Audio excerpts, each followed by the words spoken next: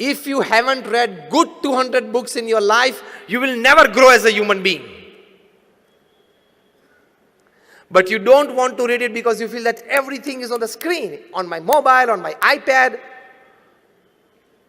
I'm not against it. I also use a mobile. I use a laptop. I have an iPad. I have a full-time office. You need to get to the people. You need to get to work. But don't become a slave of it. Today, in this India 4.0, when you have your theme, rethink, redesign, rebuild, let me tell you, be tech savvy, but don't be tech slavey. You got this? Be tech savvy. I'm also tech savvy. To make your work better. But don't be tech slavey. Don't open your mobiles and keep it on till 11 p.m. and 12 midnight, which you normally do. Tell me a good yes or no. You do it. Why? Because I think you owe all the responsibilities of your profession, isn't it? Do you think that you know too much about 2G, 3G, 4G, the coal scam and everything? That someday at 11:30 p.m. you may get a call from the PMO to make you a member of the Joint Parliamentary Committee and you don't accept that phone because you have gone to sleep, and then it's a big non-service to the country.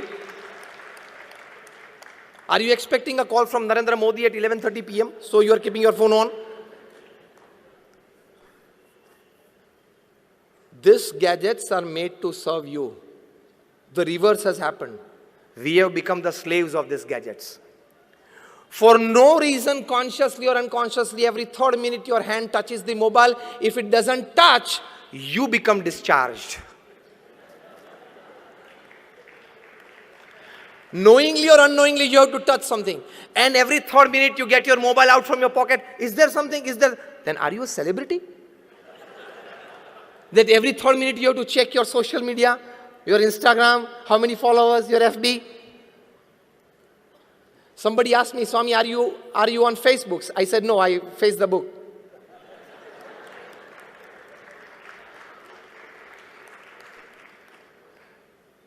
You need to give a good thinking to life. Otherwise, your life will end. 80 years will go. And at the end of your life, you will feel, my God, gone? Read a good book. I again give you a good book to read. The title of the book is The 5 Regrets of the Dying. Written by an Australian nurse. Her name Bronnie Ware. This book remained the bestseller in the New York Times list for 64 weeks. In itself, it's a world record. She was a nurse taking care of critically ill patients. And secretly, because the patients knew that they were going to die in another 2 to 5 weeks, the family members knew, the paramedical staff taking care of the patient knew, so it was obvious. But this nurse, when she and the patient were alone in the room, she would ask the patient to fill up this form. That, sir, or the lady, that when you are leaving this world, when you know that in the next 2-5 weeks you will leave this world, what do you cherish and what do you regret? From an ordinary carpenter to a CEO, to a family business owner, whole range of people have responded. She started a blog that became famous. She was advised to write a book. She wrote a book which became famous. The book made her a millionaire. The title of the book is 5 Regrets of the Dying, in which she writes that all this more than 1,000 range of people who responded to me, they had these 5 regrets in common at the end of their life. Again, I repeat, from an ordinary carpenter to a CEO to a family business owner. The first regret they had, why upon earth did I work so much like a donkey? The first regret. And you all say, no, I want to put 10 hours of work, 12 hours of work, 14 hours until I become a 100 crore company, I will put 15 hours a day. Foolishness. You have not understood life. You don't know what is the goal of life. Mukesh Ambani is not drinking curry in the evening made up of liquid gold, okay? You got it? He is also drinking curry made up of buttermilk that you and me eat, and what you will eat in the evening, dinner.